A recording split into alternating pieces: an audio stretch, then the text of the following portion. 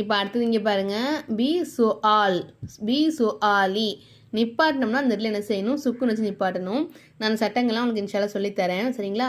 B சு all து மீனூன சரிங்களா. யா கௌமி லிம துனனி இந்த இடத்துல வந்து என்ன செய்யணும், வாவ் வந்து விட்டணும்.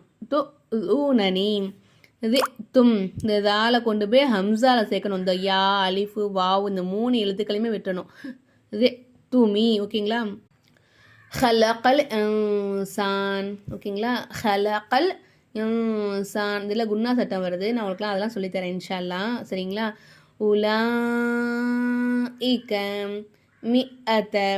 மிஅத இந்த அலிஃபை விட்டணும் சரிங்களா. மிஅத ذُلْ فَضْلِ الْعَظِيمِ